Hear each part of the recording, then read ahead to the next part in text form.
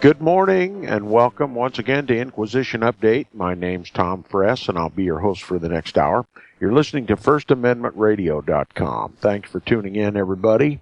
And now, with no further ado, I will continue our reading and discussion of the book The Global Vatican by former U.S. Ambassador to the Holy See, Francis Rooney, who served during the George W. Bush administration, who was a Vatican insider, who was a Bush insider, and who reveals in this book just how much influence the Vatican, the papacy, the Antichrist of the Bible has to do with American foreign and domestic policy. And not only that, but the international relations. And we concluded yesterday on page 231, and I was about to begin the second to the last paragraph as we concluded the program, but for continuity purposes, I'll return to the beginning of the paragraph that we concluded with in the middle of the page, 231, if you're following along in your own copy of the book. It says, an immediate goal of the Roman Catholic Church, it says the church, but you know he's speaking of the Roman Catholic Church, an immediate goal of the Roman Catholic Church in the Middle East, where Christianity was born centuries before Islam became the region's dominant religion, is to promote the rights of Catholics whose safety, security, and religious freedom is threatened. Okay? Principal, immediate, most important concern of the Vatican is to protect and advance the liberties of Roman Catholics in this war-torn region, the Middle East. And you might imagine that would be the Pope's major concern. But would it be advantageous, knowing as we do what Rome eventually plans for the Middle East, the phony re-fulfillment of Daniel's 70th week, and what rights Catholics should have in it? And would it, since the Pope's main purpose is to counterfeit Daniel's 70th week on Mount Moriah in Jerusalem, and would call for the need for Vatican involvement, close, intimate, personal, continual Vatican involvement in the Middle East? Would it be an advantage for the Pope if Roman Catholics were persecuted in that area? Rome is willing to sacrifice her own people to gain the ends that she views most precious. The end justifies the means. And if Roman Catholics are being persecuted in the Middle East, it's only for Rome's ultimate advantage. Now, I'm making an accusation. Rome, the Vatican itself, is responsible for the persecution of Roman Catholics in the Middle East, so that it is justifiable in the world that the Vatican be so intimately involved in Middle East politics. The end game, which is the end that they most desire, is to erect the papacy as the King of Kings and the Lord of Lords on the very mountain where Christ was crucified, to offer the world a counterfeit Antichrist, and then to erect the Pope as the vicar of Christ, or the replacement of the Son of God on earth, to present to the Jews the papacy as their Messiah, seeing how the Jews have rejected Christ and still reject Christ and are still waiting for their Messiah, having not understood Daniel's prophecy, Daniel chapter 9, and have rejected, because they misunderstood Daniel's prophecy, the precise timing of the coming of the Messiah was given by Daniel in chapter 9 of Daniel. And having not known the time of their visitation, the Jews still look forward in the future for their coming Messiah. And Rome intends to give them one. And it's not going to be Jesus.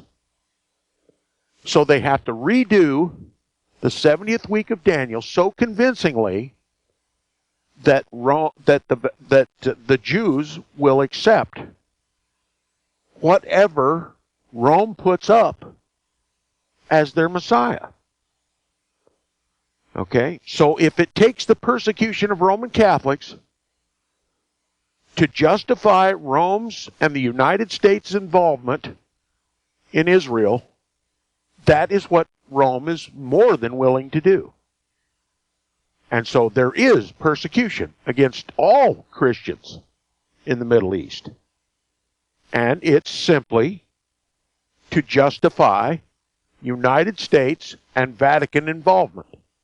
And the end game that they view, is a counterfeit of the 70th week of Daniel. Now they intend for there to be a nation state of Israel, which they created. They intend for there to be Jews living in the land. I mean, after all, if there's going to be a Jewish temple and animal sacrifices, there must be a Jewish homeland and there must be Jews living in the land. So as a result of the First and Second World Wars, they achieved their goal. They created the need for a nation state for the Jews in the world by persecution, Jewish persecution in the First and Second World War. They caused the problem, and they had a solution in mind before it even began. And so we see Israel created in a day. And Jews, because of persecution, simply moved to Israel without the strong right arm of God, but simply out of desperation. Two objectives were met: a nation state of Israel, Jews living in the land. Now all we need is a peace treaty. Oh, after all, there must be a peace treaty because Rome has made sure Israel has been defending her very life daily ever since the creation of that state. So now there's going to be a treaty allowing the Jews to build a temple. I mean, after all, if you're going to have a refulfillment of what Jesus did 2,000 years ago, there has to be a temple. Okay?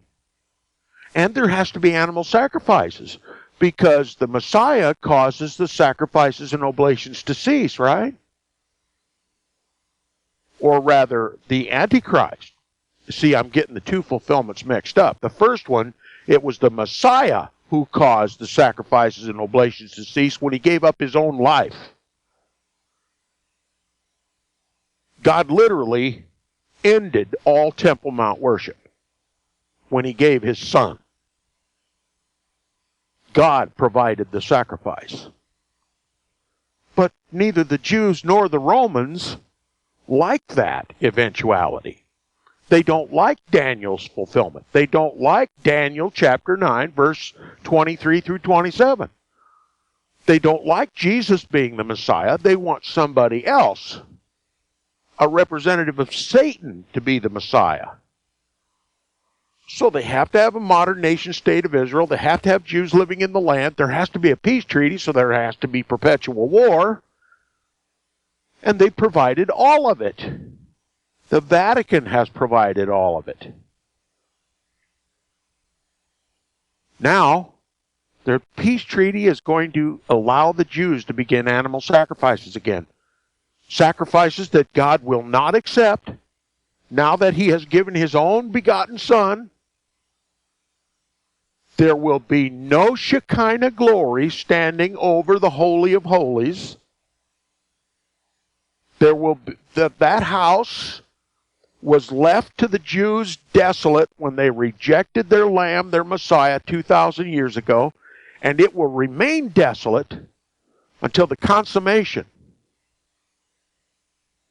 So whatever blood they shed on Temple Mount, whether it be lambs or goats or sheep, whatever, doves or pigeons, it will just be blood shed. Only God will accept the blood of his own Son as an atonement for sin. That's the only blood God has ever accepted for atonement for sin. All sacrifices portrayed Christ. When he came, it was no longer necessary. To continue animal sacrifices now is a rejection of Christ. Any sacrifice is simply, whether it be the sacrifice of a lamb on Mount Moriah in Jerusalem by the Jews, or the so-called sacrifice of the Mass, is an abomination and a stench in the nostrils of God Almighty. If you want to demonstrate your rejection of the lamb which God provided, all you have to do is offer another sacrifice. When you offer another sacrifice, whether it's a lamb or a goat or a pigeon or a bull or a piece of bread, you have angered the throne of Almighty God. And you have abjectly refused the blood of Jesus Christ. That's what Rome does, and that's what the Jews are fixing to do under Roman auspices.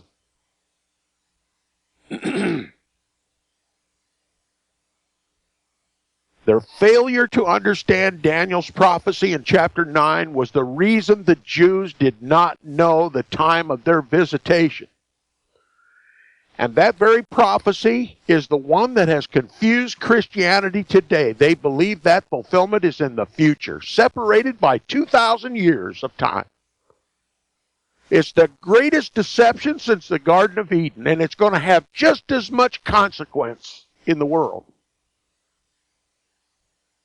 Now, we've stated that over and over and over on Inquisition Update until, to my regular listeners, it's certainly become boring by now.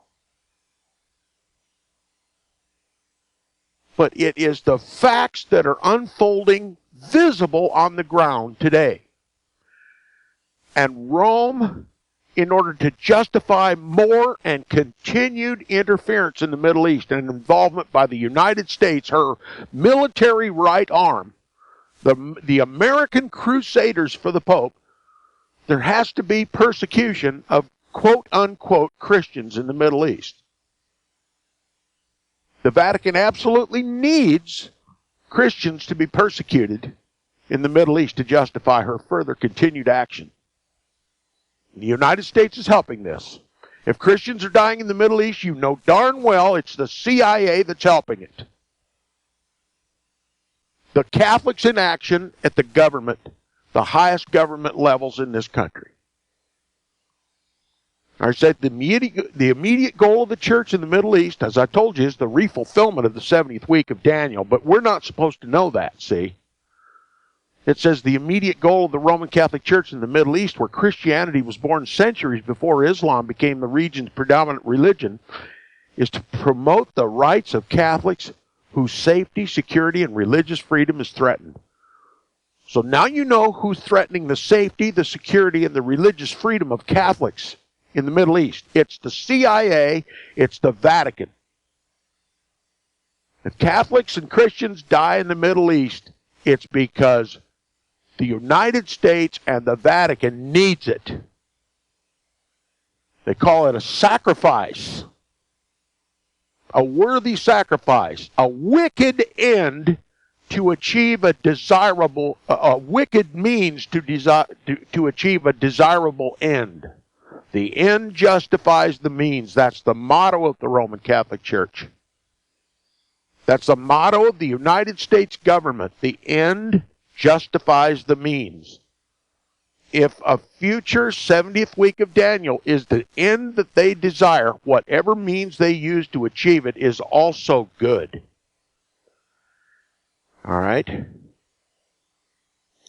It says, in standing up for religious and cultural minorities, that is, non-Catholics, the Roman Catholic Church carries the torch of liberty into places darkened by repression and violence. You ever hear so much BS? That's what it is. It says the Holy See is also a strong proponent, like the United States, of a two-state solution in Israel. Look, if you want to make absolutely certain that the Jews do not receive their Jewish Messiah 2,000 years ago, the one whom they slew,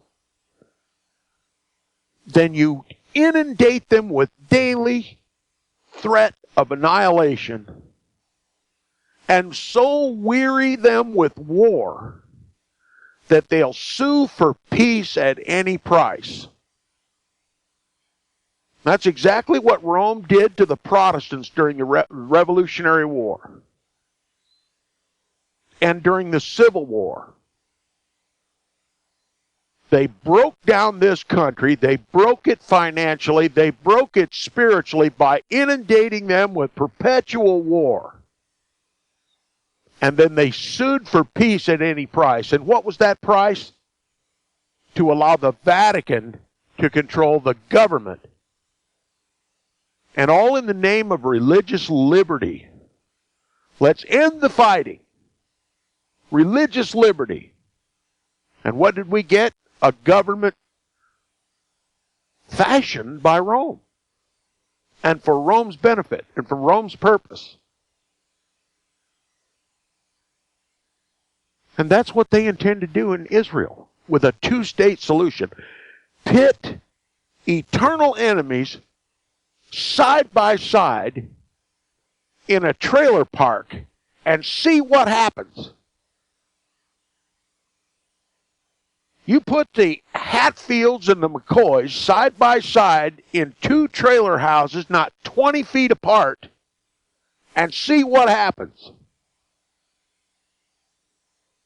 And to put the Jews 20 feet apart, almost literally, in a two-state solution in that little piece of grand land no bigger than a postage stamp on the map. And you've got perpetual war. And that's what they've achieved. The Roman Catholic Church does not care for the benefit or welfare of Roman Catholics, nor Jews, nor Palestinians. She only cares about destroying God's creation and making sure that the Jews and the Protestants miss the time of their visitation.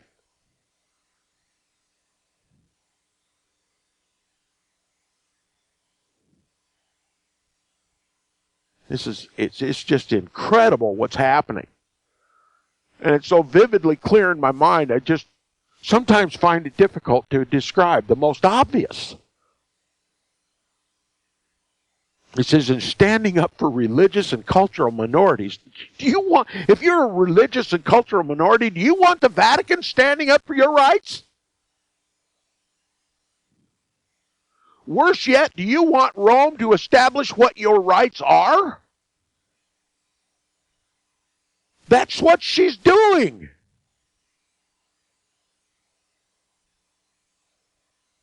In standing up for religious and cultural minorities, the church carries the torch of liberty. Isn't that what they said during the Revolutionary War? Liberty? You know what liberty stands for in Rome? I've told you over and over. It means liberty for Roman Catholics to practice their diabolical religion without interference. It means that the government guarantees full liberty to Roman Catholics to worship the man of sin as he sees fit and to do it in the name of Christ.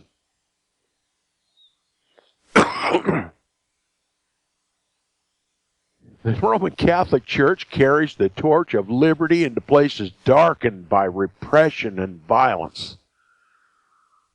Oh, how wonderful when Rome causes the repression and the violence in the first place. Problem, reaction, solution. Rome causes the problem and she's ready with the solution. It says the Holy See is also a strong proponent, just like the United States. What you have is there is the beast and the image of the beast. That's why they're proponents, co-proponents of a two-state solution for Israel. Rome is the beast. The United States is just the image of the beast. You can't tell them apart. And they both want Jacob and Esau at each other's throats continually. Because Rome's got a plan for the Middle East. A plan to deceive the whole world. And nobody dare have time to figure out what's going on.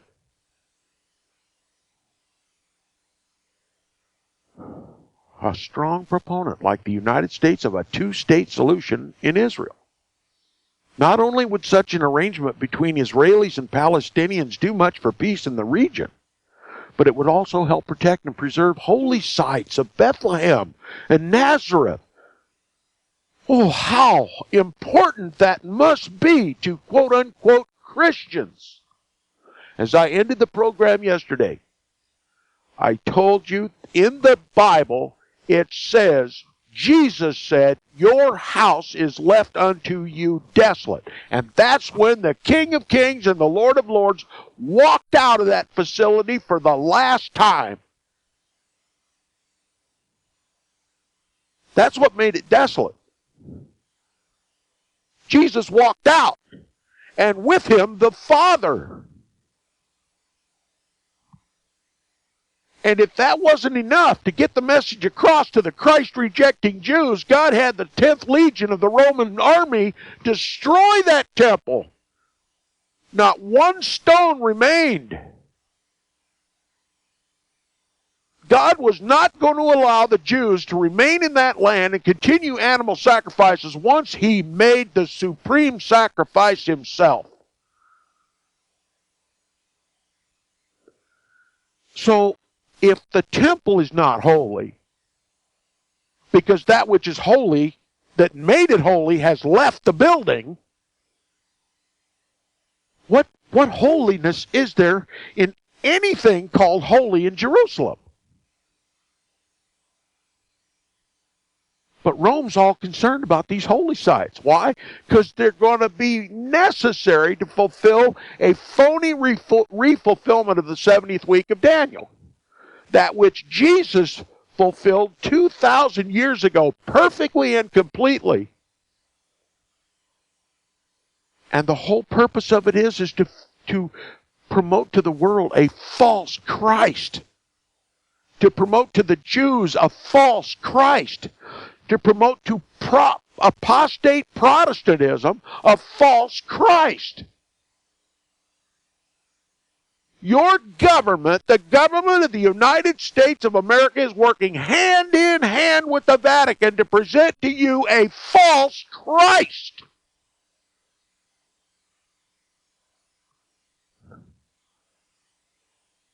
You know, some of you are beginning to perceive that the government of the United States initiated a war against the citizenry of the United States on 9/11. Some of you are wise enough to comprehend that what happened on 9/11 would not have been possible were it not for the direct involvement of the government of this country. But that's only half the story. Your government has been waging war against your spiritual life almost since the founding of this country by allowing Rome to fashion it, by allowing Rome to pass her canon law in the form of civil law, in the form of making the seminaries of this country preach futurism to promote a future antichrist when he's been with us all the time. I'm sorry I'm not making much progress in the book this morning, but I have to make sure my listeners understand what this author is talking about. To wade through all the smoke and the mirrors and the phony piousness so your eyes will be open. We'll be back right after the message.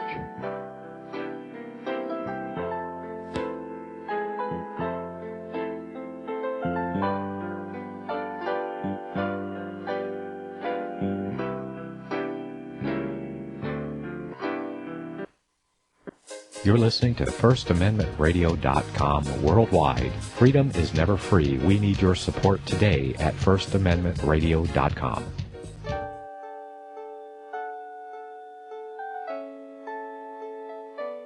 The program you are listening to is 100% sponsored by you, the listener, on this First Amendment Rights Media channel. You will notice that there are few commercials on this radio network. There's a good reason for that.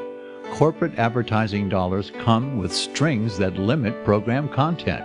So without your help, these programs cannot continue on internet or our several affiliates. If you benefit by the educational law programs, we ask you to give. If you are admonished or nurtured by the Bible and ministry programs, we ask you to give. If some voice a cause that you are passionate about, we ask you to give. If you believe in any of these, we ask you to support them as you would a missionary on a continual basis, as if giving a tithe for missionary radio. These programs are not commercially viable and must be supported by those faithful to the cause of truth. Look for the button to sponsor your favorite programs at our listen and schedule pages on the internet. Then, when you subscribe, we will send you the last quarterly MP3 CD of that program immediately, and continue to do so with each new quarter. We will also give you unlimited archive access to all of our programs. We're asking you to give much less than a tithe, so that you may also send support directly to a particular program host, cause, and anywhere else the Spirit may lead you. Do all to the glory of our God and Creator, for His holy nation, the only kingdom that will last forever. Thank you for listening.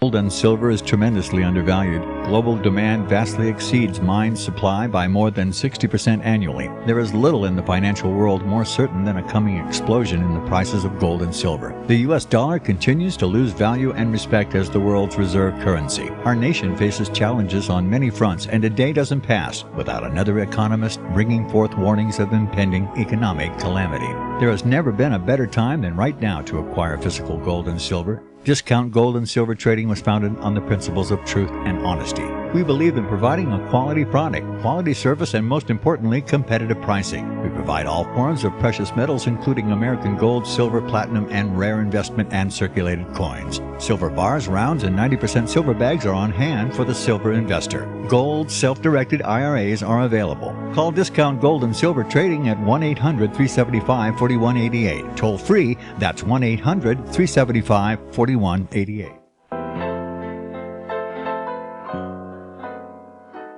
Okay, welcome back from the break. You're listening to the second half hour of Inquisition Update, and I'm going to get right back to the text of the book here. Not only would a two-state solution between the Israelis and the Palestinians do much for peace in the region, it would also help protect and preserve the holy sites of Bethlehem and Nazareth, which mean at least as much to Christians as they do to Jews or Muslims. They're not holy sites. They're not holy. They're buildings. Temporal buildings that are going to be destroyed and replaced by a new kingdom, a new heaven, and a new earth. Jesus left the temple in Jerusalem desolate. So what holiness remains in those buildings? Those so-called holy sites? None. None. And here's something else, and I wasn't even going to go into this morning, but if my recollection is correct, somebody correct me if I'm wrong, you biblical scholars out there, those who are more read and understood in the scriptures than even I, my recollection seems to recall that when the mother of Jacob and Esau died, Jacob and Esau met once again, face to face. The mortal enemies, Jacob and Esau, met face to face at their mother's funeral, and they buried the hatchet. Now, somebody can locate book, chapter, and verse for that, if you please. But I've read it, and somehow I recall it, that when Esau and Jacob met at their mother's funeral, they buried the hatchet. No longer was there enmity between Esau and Jacob. Who re-incited that hatred?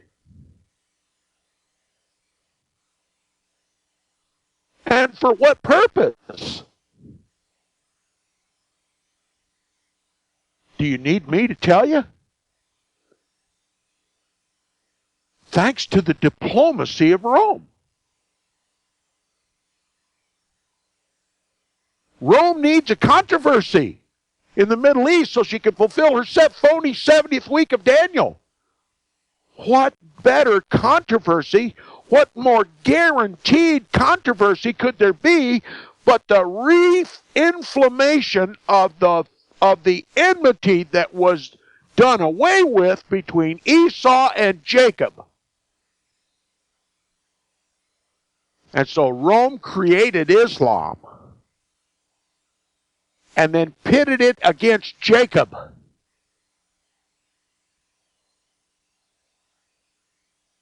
The Bible tells me that Jacob and Esau buried the hatchet when they buried their mother. So who lit the flame of hatred between the Jews and the Palestinians and the Arabs? Rome did. It was absolutely necessary.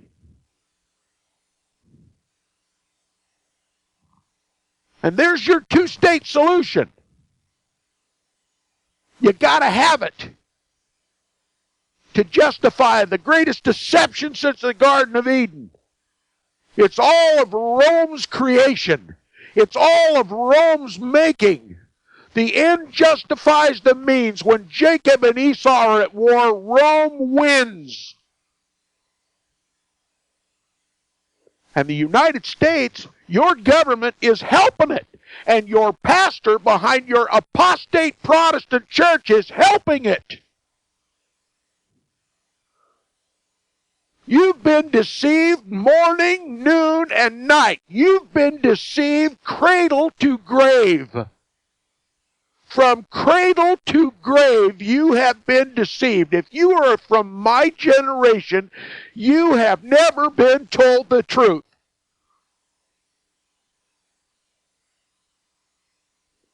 Not from the news media, not from the government, not from your pastor.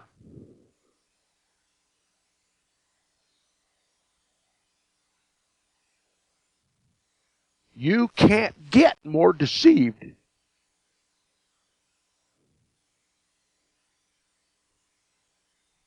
A two-state solution.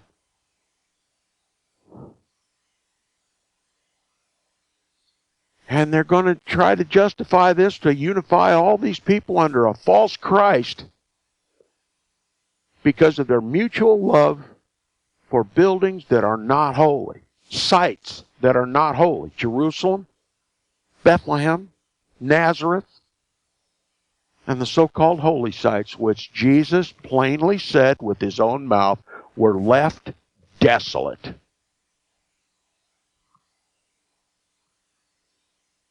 But it just motivates every Christian of every color in this country, even the anti-Christian church, Roman Catholicism. You can't get more deceived. He says the Holy See has played a little known but significant role in attempting to broker peace in the Middle East. You better believe it's little known, and it's even more misunderstood what role the Vatican has played in the name of peace in the Middle East to destroy God's heritage in this world.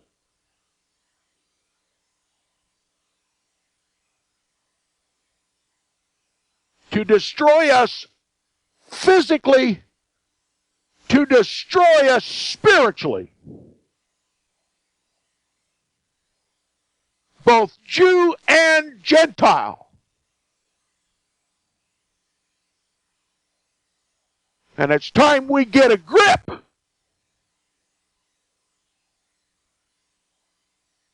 Now, I finally made it up to where I ended yesterday. It says, looking beyond the Middle East. Oh, yeah, it's a global New World Order. We have to look beyond the Middle East now. Looking beyond the Middle East, there are many areas of the world in these early years of the 21st century where the Catholic Church, especially if backed by American, quote-unquote, goodwill. You know what goodwill is? I'm going to tell you what American goodwill is. From the Vatican's point of view, that the apostate Protestants who believe in futurism, who have renounced their Protestantism, who have renounced their former belief, their true belief that the papacy is the Antichrist, now believe in a fairy tale, a future Antichrist, since they are so ignorant, since they are so apostate, since they have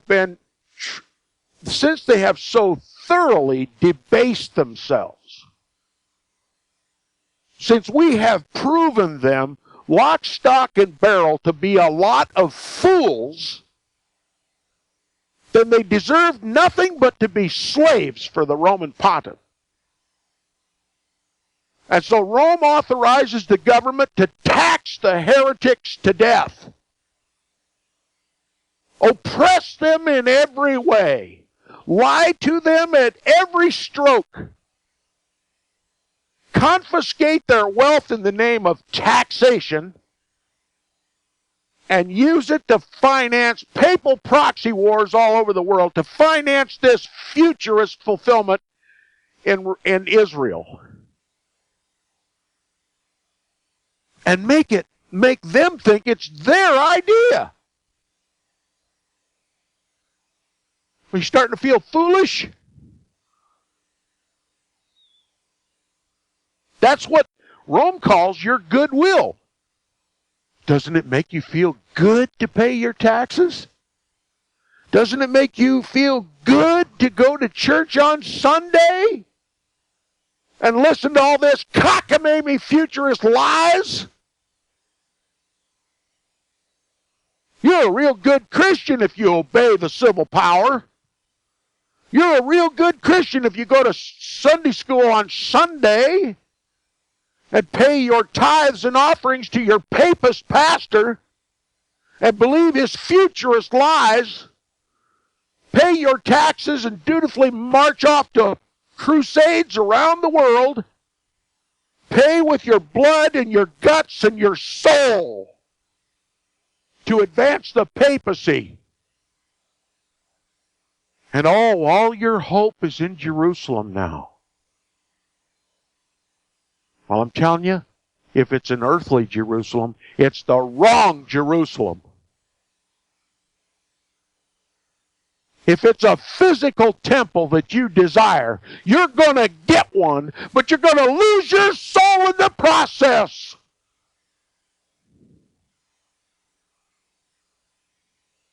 And you can thank your government. And you can thank the papists that run it. And you can thank the papist media that keeps you in delusion. And you can thank your apostate papal pastor.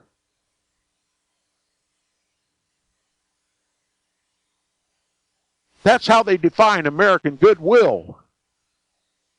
You become a peaceful slave, a willing slave, debasing yourself every time you lift a finger. From the time you open your first eyelid in the morning until you close it at night, you must serve the Roman pontiff. That's American goodwill.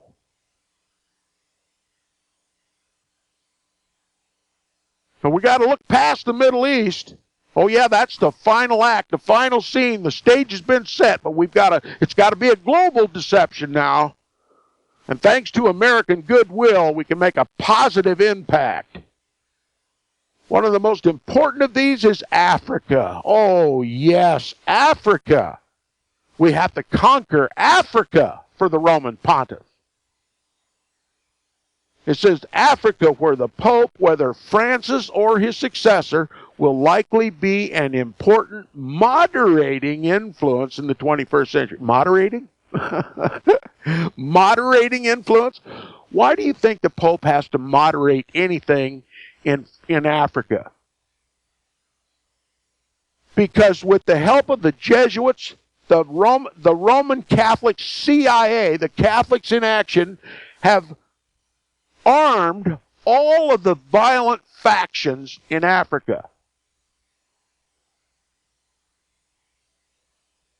Wherever Rome controls, there is war. To get the people so preoccupied with war that they can't see what's going on behind the curtain. You ever heard the term the theater of war? It's a distraction. And no way better to distract somebody than to give them the belief that their life is in jeopardy. That there are enemies surrounding them. That you're outgunned and outarmed and you have no hope but to defend yourself by your very blood. That's what they've done in Africa. Now, since the theater of war is now acting itself out in Africa, what do you suppose Rome's doing? Well, wherever there's Rome, or rather wherever there's war, there's need for Roman mediation, Roman diplomacy. You see, what went on in the United States during the Revolutionary War, what's going on in Israel right now, all the wars in Israel, what's going on in all the wars in Africa is to just justify the Pope's intervention. The United States and the papal intervention. Because it's a global new world order. And Africa just happens to be a place to mop up for the Pope. Africa, where the Pope, whether it's Pope Francis I or his successor, will likely be an important moderating influence in the 21st century. That's what we need, the Pope to moderate. The Antichrist of the Bible, the man of sin, the son of perdition, to moderate all conflicts in the world. Why? Because they're her conflicts. She creates the conflicts. She arms both sides of the combatants. And while they're busy defending themselves against rape and torture and fire and bullets and bombs and swords and pitchforks and whatever weapon she can provide them with, Rome's stealing the farm. With the help of the United States of America. Your goodwill is financing it. Your papist goodwill is financing it. And you feels like such a good Christian. Holy and pious.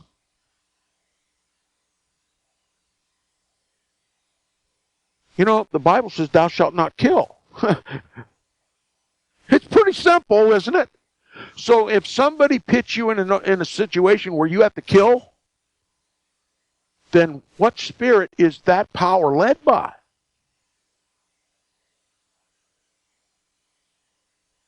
Pretty simple, isn't it? Even a child could understand it. Thou shalt not kill. It's common sense to a true God-fearing, Bible-believing Christian.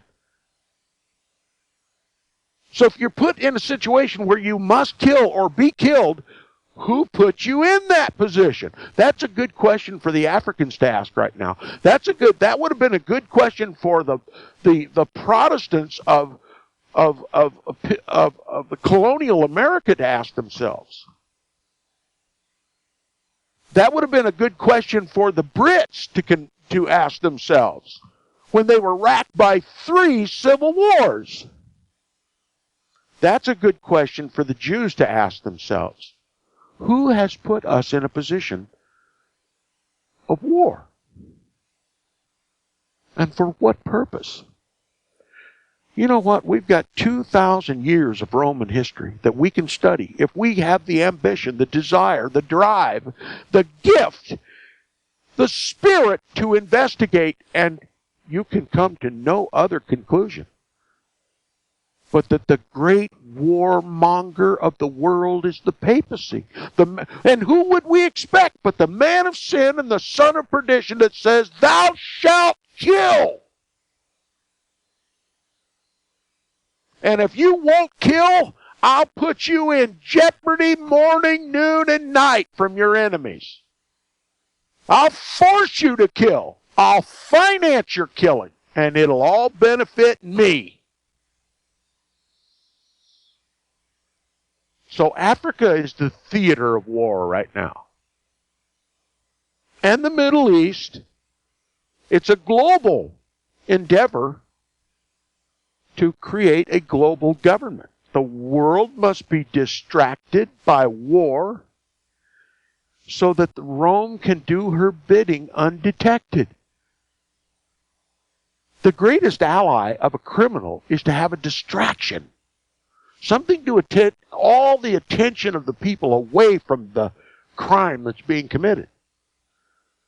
And the world has fallen for it example after example after example after example for the last 1,800 years. And I'm going to talk about all those examples here on Inquisition Update, should God give me breath and life long enough to do it.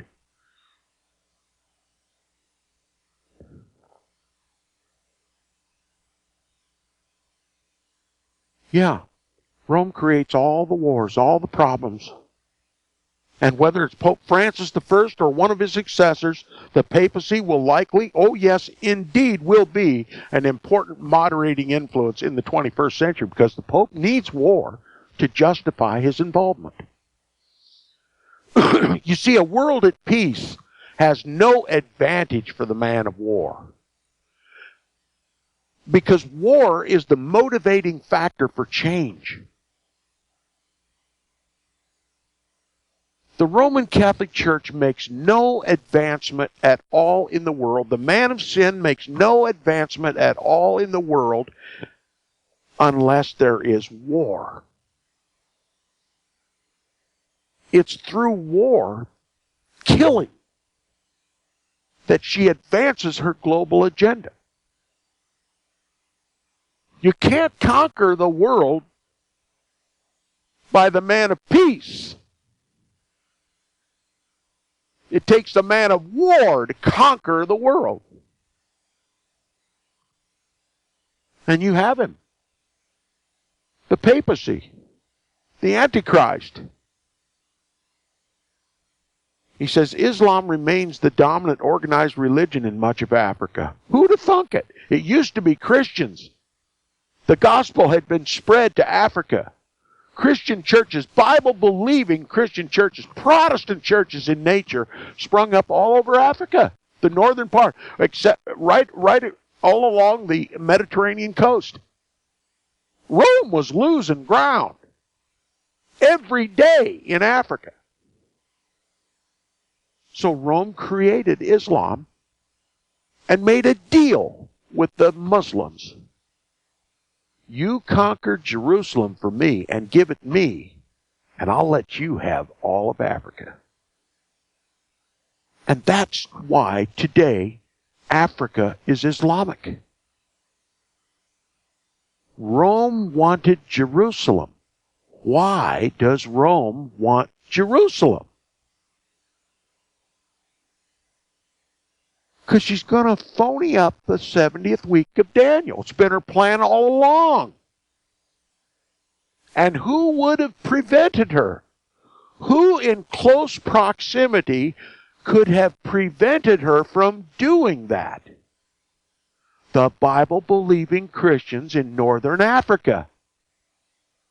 They had to be destroyed. So the papacy incited the ancient hatred between Esau and Jacob. Fired up the excitable Muslims. And then made a diabolical deal with them. You conquer for me Jerusalem, and I'll give you all of Africa. And that's how it went down in history.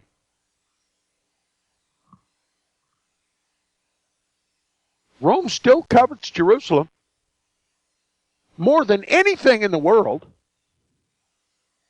Jerusalem, where Christ died for us. He seeks to propose to us another Christ, a false Christ. Islam remains the dominant organized religion in much of Africa, but Christianity is a close second. I'll tell you who's a close second. Roman Catholicism. Jesuit-inspired Roman Catholicism. South Africa is not Protestant. It's Roman Catholic.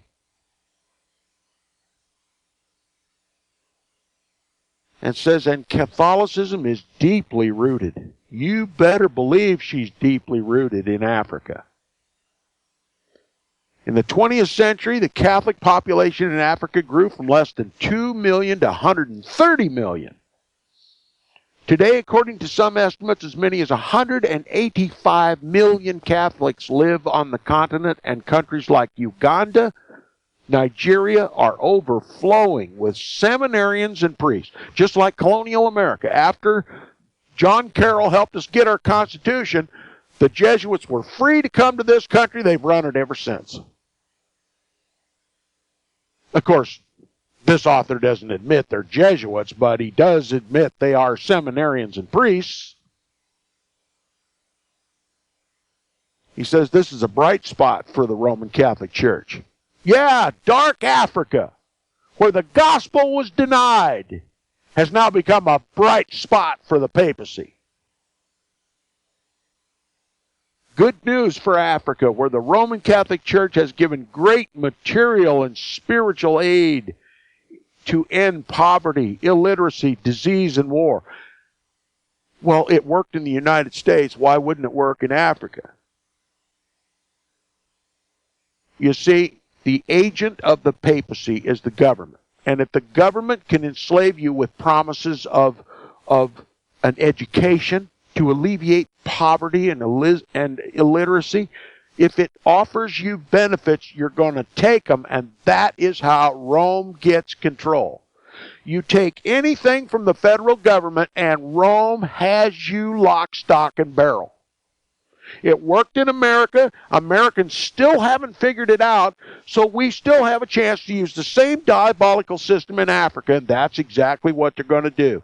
In the name of alleviating poverty and illiteracy and disease and war, Rome is going to, every one of those are distractions, and Rome is going to use them to enslave the people.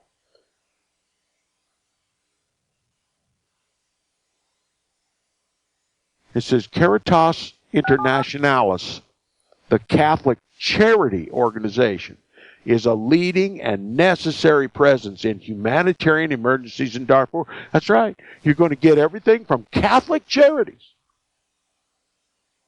And oh yes, there's going to be strings attached, just like there is here in the United States of America. And if you protest against the Roman horde, you're going to be labeled a heretic and persecuted every step you take. But we've got to take a stand. Absolutely, our lives and our souls demand it. Take a stand against the Antichrist of the Bible. The papacy